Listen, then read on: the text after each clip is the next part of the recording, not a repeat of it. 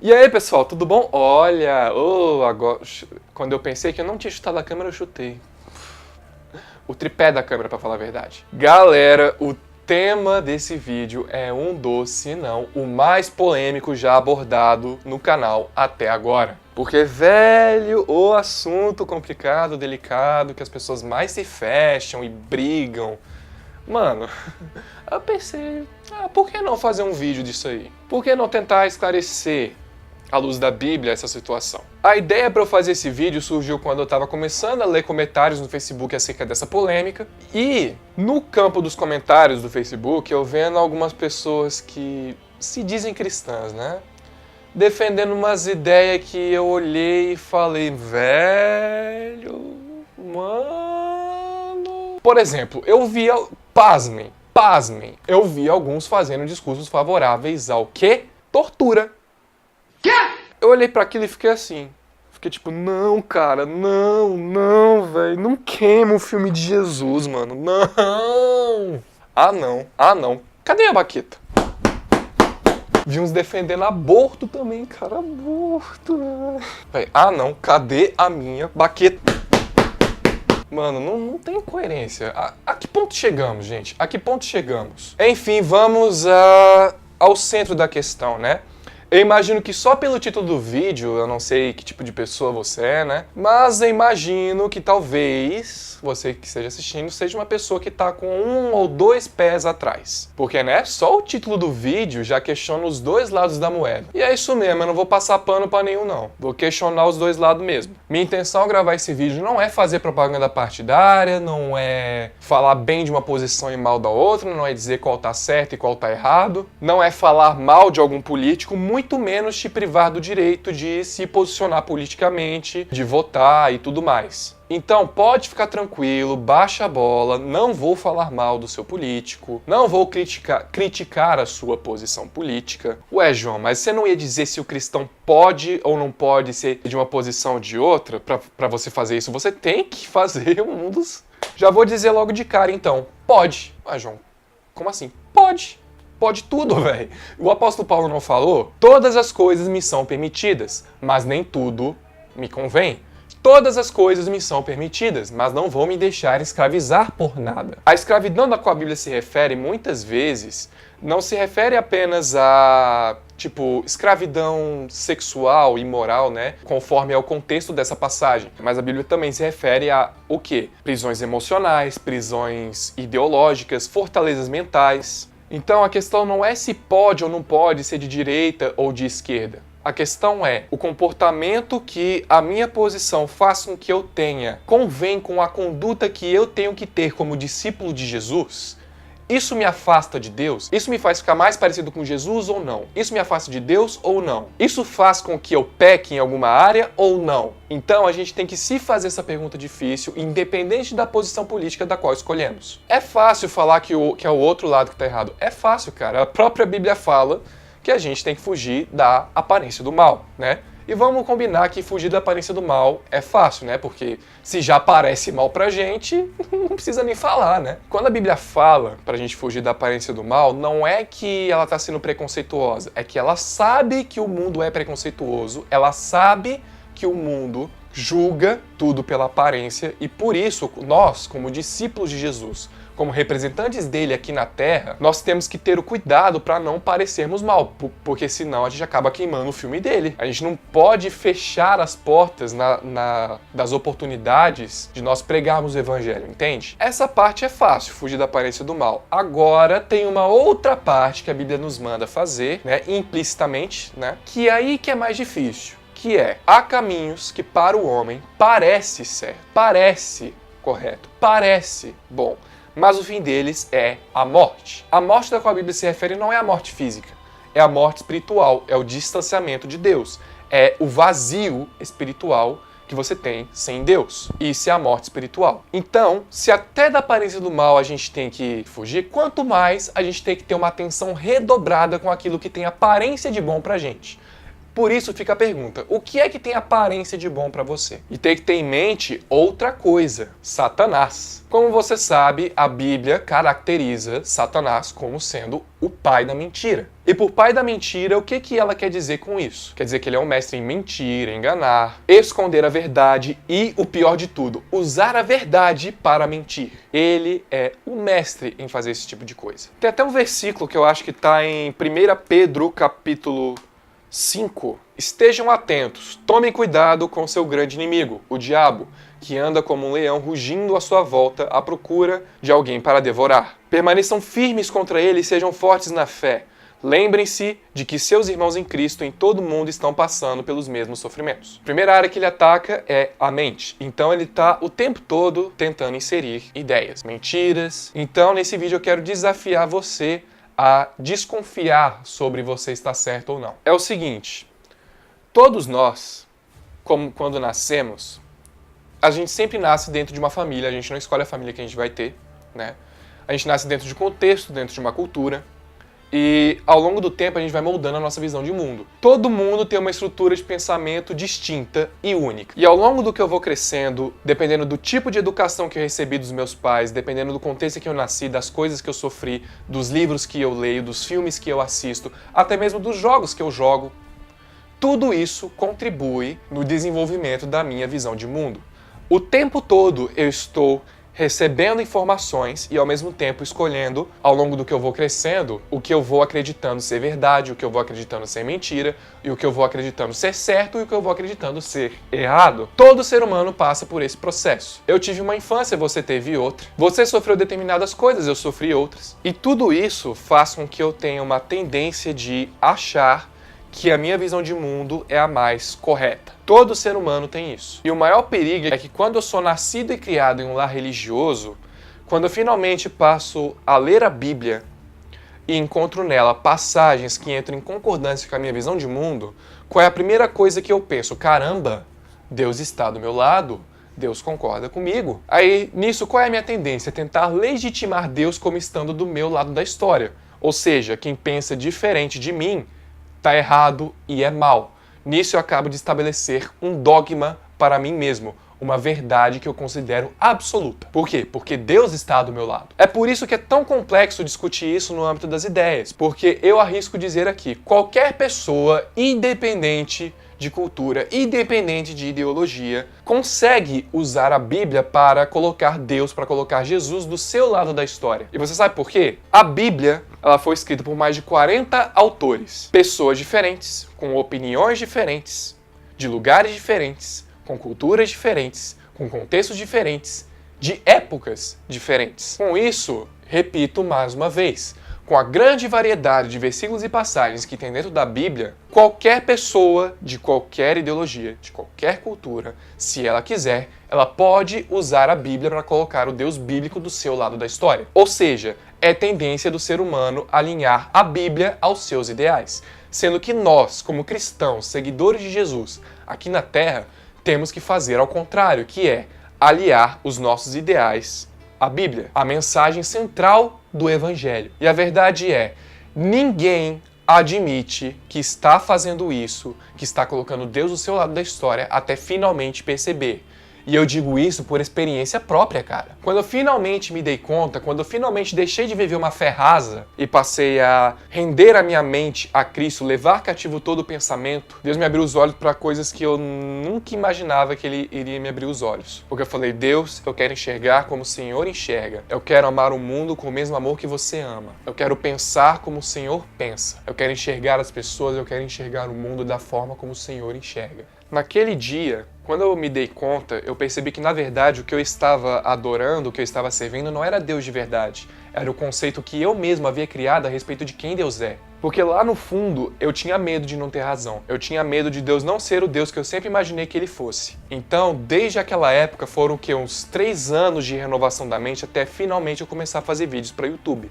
Isso significa que eu sou dono da verdade? Não. Isso significa que eu sou perfeito? Não. Mas que eu começo a crescer na fé a partir do momento que eu passo a me preocupar com isso, a render minha mente a Cristo, a me fazer o autoexame para fazer a seguinte pergunta: será que eu realmente estou certo? Será que eu realmente estou no caminho certo? Será que Deus realmente está do meu lado, naquele momento eu entendi que uma coisa é eu querer estar do lado de Deus, outra coisa é querer que Deus esteja ao meu lado, custe o que custar. Voltando ao exemplo de que qualquer ideologia consegue defender o seu lado. Quando eu estava fazendo minha pesquisa, primeiro eu comecei pelo lado da direita. A direita usou vários versículos meritocráticos de Provérbios para defender a meritocracia, usou a passagem do apóstolo Paulo em 2 Tessalonicenses, em que ele fala, se não quiser trabalhar, não coma, e usou também vários fatos de Jesus ter trabalhado como carpinteiro até os 30 anos, de Davi ter sido o único escolhido para reinar sobre Israel porque ele era o único trabalhando em meio dos seus irmãos com as ovelhas do seu pai, para mostrar o quê? Que Deus tem compromisso com quem trabalha. Isso é um fato bíblico que faz todo sentido teológico. E é sim um argumento bom para a direita usar a favor dela. Ao mesmo tempo, eu vi a esquerda usando Atos capítulo 4, lá pelo final, para falar contra a propriedade privada, né? Sem falar na passagem do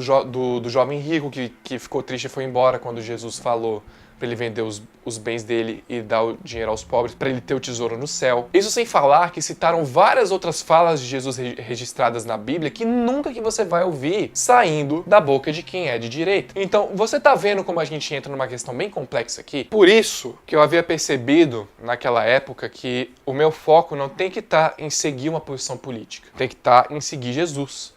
Eu não estou dizendo que é errado você se posicionar politicamente, eu não estou dizendo que é errado você votar num partido político. O problema não é quando você faz isso. O problema é quando aquilo se torna o centro da sua mente, o centro do seu coração. Sendo que, na verdade, o centro devia ser Jesus, cara. Se você é um discípulo de Jesus, Jesus tem que ser o centro da sua mente. Jesus tem que ser o centro do seu coração. Tudo o que você fizer, tudo o que você disser, tem que girar em torno de tornar Jesus conhecido. Então, eu vou citar agora 3 erros que todos nós, como cristãos, costumamos cometer, independente da posição política que adotamos. O primeiro erro é o pecado da idolatria, né? Que eu já estou destrinchando sobre isso. Muita gente pensa que a pessoa que comete pecado de idolatria é aquela que fica se curvando diante de estátuas.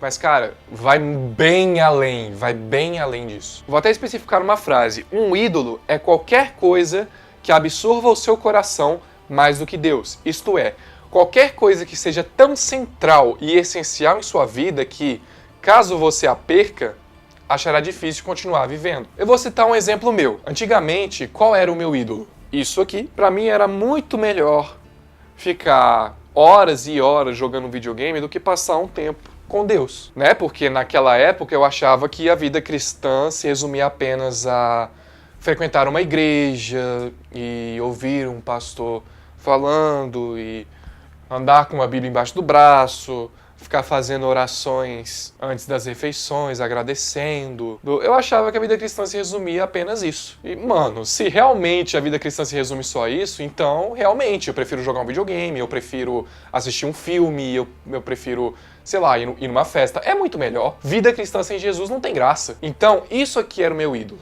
Entendeu? Mas um ídolo também pode ser uma pessoa. Às vezes, o centro da sua mente, o centro do seu coração, seja uma pessoa que você admira muito. Pode ser um cantor ou uma banda gospel, um cantor ou uma banda secular, pode ser um youtuber, pode ser um político. Qualquer coisa ou qualquer pessoa que esteja absorvendo seu coração mais do que Deus é o seu ídolo. E isso é uma área a ser tratada, entendeu? Segundo erro, esse é um dos piores pecados e mais comuns, que é o quê? Orgulho. O orgulho conduz a todos os outros pecados. É o mais completo estado da alma ante Deus. É uma frase do C.S. Lewis. Vou citar alguns versículos. O orgulho vem antes da destruição, o espírito altivo antes da queda. Eu, a sabedoria, moro com a prudência, e tenho o conhecimento que vem do bom senso. Temer ao Senhor é odiar o mal. Odeio o orgulho e a arrogância, o mau comportamento e o falar perverso. Mas ele nos concede graça maior, por isso diz a Escritura: Deus se opõe aos orgulhosos, mas concede graça aos humildes. Isso sem falar em muitas outras passagens que prova que Deus odeia orgulho. A Bíblia diz que Deus fecha os ouvidos para as orações dos orgulhosos. Então, se você sente que as suas orações não estão sendo respondidas, desconfie. Você quer saber se você anda cometendo pecado de orgulho? Vamos aqui às áreas do orgulho. Quando você não pede ajuda para resolver seus problemas, crises e questionamentos, acha que pode resolver sozinho, isso é uma área de orgulho. Pensar que sempre tem razão, isso é uma área de orgulho. Eu confesso que, quem nunca, né? Eu sou humano, né, gente? Fazer acepção de pessoas é uma área de orgulho. Querer elogios para tudo que faz, confesso. Pensar que sempre sabe algo sobre o assunto abordado, não reconhecer o resultado dos trabalhos de outras pessoas, dificuldade em esperar, ferir, magoar e não se importar com a dor do próximo, ou seja, a falta de empatia, pensar que sua própria personalidade, jeito de ser é o melhor. Deus, confesso, trate essa minha área, por favor. Não assumir seus próprios erros. Galera, eu tô pregando pra mim mesmo também, eu não sou perfeito, né? Prever a fala das pessoas, já sei o que vai dizer. Se achar superior. Não admitir que aqueles que nos cercam ficam chateados com o que fazemos ou dizemos, emburrar quando falam algo contrário à nossa opinião e decidir não participar mais do que está acontecendo ou sendo planejado, se achar mais capacitado, sempre ter uma explicação para tudo que faz. São muitas as áreas do orgulho. Orgulho é o que eu mais vejo nas redes sociais, pessoas tentando provar que estão certas. Pessoas que abrem a Bíblia não para conhecer a Deus, mas para conseguir argumentos. Quando eu me toquei nessa área de orgulho, eu logo me lembrei da época em que eu abri a Bíblia para conseguir argumentos. Pasme, realmente, eu era o tipo de pessoa que, Deus, me ajude a encontrar na Bíblia argumentos, Senhor. Me ajude a provar para essas pessoas que elas estão erradas. Sabe como é que eu imagino Deus reagindo às minhas orações nessa época? Ih, viaja não. Quando Jesus fala pra gente seguir Ele, sobre negar-se a si mesmo, tomar a sua cruz diariamente, isso envolve abrir mão do nosso orgulho diariamente. Ser cristão é isso. Ser cristão é cair de joelho e lembrar que é pó antes de começar o dia. É abrir mão do orgulho, é abrir mão de tudo, cara, por causa de Jesus. É falar, Jesus, eu rendo a ti tudo que eu penso, vê se há em mim algum caminho mau. As armas com as quais lutamos não são humanas, ao contrário, são poderosas em Deus para destruir fortalezas. Destruímos argumentos e toda pretensão que se levanta contra o conhecimento de Deus e levamos cativo todo pensamento para torná-lo obediente a Cristo. Quando a sua sinceridade for capaz de baixar uma autoestima, cale a boca. Quando a sua opinião for capaz de desmotivar alguém, cale a boca. Quando a sua crítica construtiva for capaz de diminuir alguém, cale a boca. Verdade sem empatia são apenas conveniências emocionais para satisfazer o seu ego. Não adianta de nada você querer falar uma verdade para uma pessoa se você não tiver amor. Verdade e graça têm que caminhar juntas. O apóstolo Paulo mesmo fala, eu posso falar a língua dos anjos, eu posso ter o conhecimento do mundo, eu posso ter a fé que move montanhas, mas se eu não tiver amor, de nada isso vai me adiantar. Terceiro e último erro, a falta de perdão. Jesus fala que se nós não perdoamos as ofensas do próximo, Deus não perdoará as nossas. Repare que quando Jesus fala para nós perdoarmos, não é porque a pessoa merece, é para nós nos livrarmos do peso da amargura. Você já reparou que a pessoa amargurada que não perdoa, ela é doente emocionalmente? Você já reparou quanto que a pessoa amargurada ela é depressiva?